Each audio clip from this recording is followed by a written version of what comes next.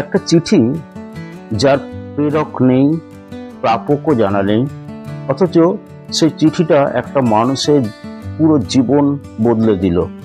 কি ছিল সেই চিঠির ভেতর, আর কেনই বা রুদ্র নামের পোস্টম্যান সেটা পড়তে ভয় পাচ্ছিলেন?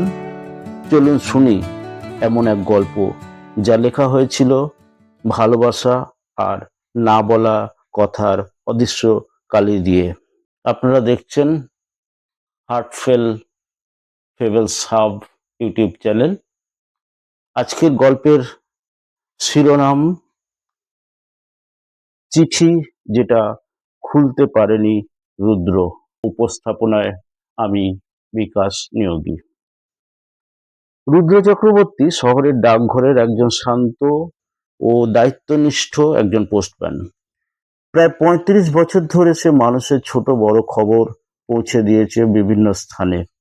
সে জানে প্রতিটি চিঠির ভেতর থাকে কারোর আশা, আনন্দ বা দুঃখের গল্প, থাকে বিয়ের চিঠি, থাকে মৃত্যু সংবাদ, থাকে চাকরির সংবাদ এবং আরো অনেক চিঠি।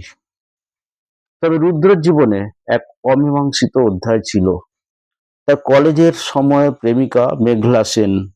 অনেক বছর আগে তারা আলাদা হয়ে গেছে, কিন্তু সে হারানো ভালোবাসার স্মৃতি কখনো ভুলতে পারেনি।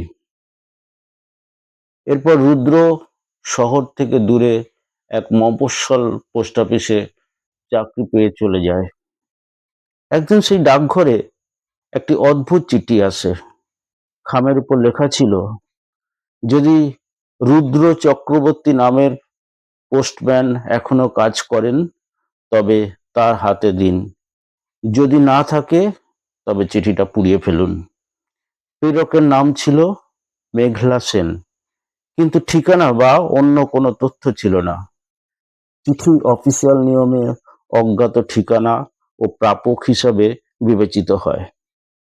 অফিসে সবাই অবাক, কেউ জানতো না কে পাঠিয়েছে, কিন্তু রুদ্র বুঝতে পারলো এটা মেঘলার কাছ থেকেই তার জন্যই। রুদ্রর মনে দুশ্চিন্তা বাসা বাঁধল।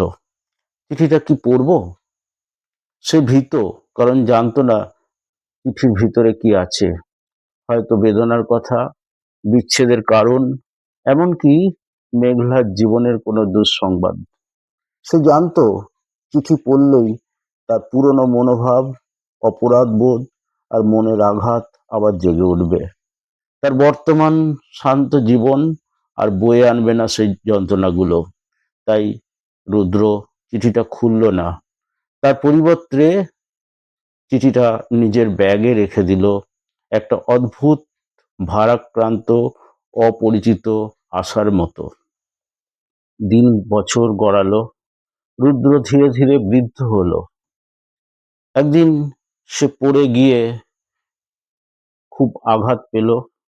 হাসপাতালে তাকে ভর্তি করা হলো। তার অবস্থা শোচনীয়। তখন সে তার ছেলে অনির্বাণকে ডেকে বলল, অনির্বাণ বাবা, দেখো, বাড়িতে আমার ব্যাগে একটা চিঠি আছে, তুমি সেটা একদিন নিয়ে এসো। এরপর অনির্বাণ চিঠিটা পরদিনই নিয়ে আসে। রুদ্র বলে, বাবা, তুমি এই চিঠিটা আমাকে একটু পড়ে শোনাও তো। চিঠিতে লেখা ছিল, রুদ্র, জানি তুমি ডাকঘরে কাজ করো। আমি তোমার কাছে আমার শেষ চিঠি পৌঁছাতে চেয়েছি। অনেকদিন আগেই আমি অপেক্ষা বন্ধ করে দিয়েছি। হয়তো তুমি সাহস করনি, হয়তো আমরা ভাগ্যের খেলায় হারিয়েছি আমাদের নিজেদেরকে। এই চিঠি তুমি যতদিন না পড়ো ততদিন আমাদের গল্প অসম্পূর্ণ থাকবে। আজও তোমায় ভালোবাসি, মেঘলা। রুদ্র চোখ জলে ভিজে গেল। সে বুঝলো চিঠি খুলতে ভয় পাওয়া মানে ছিল নিজের হৃদয়ের দরজা বন্ধ রাখা। রুদ্র বলল, চিঠি পড়া মানে পুরনো ক্ষত মেনে নেওয়া। আজ আমি প্রস্তুত, আর সেই জন্যই আজকে চিঠিটা তোমাকে পড়তে বললাম।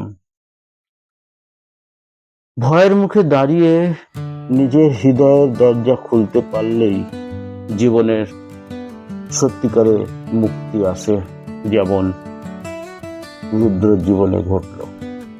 গল্পটা এখানে শেষ করলাম। এতক্ষণ ভিডিওটি দেখার জন্য দর্শকবৃন্দ আপনাদের সকলকে অজস্র ধন্যবাদ। নমস্কার।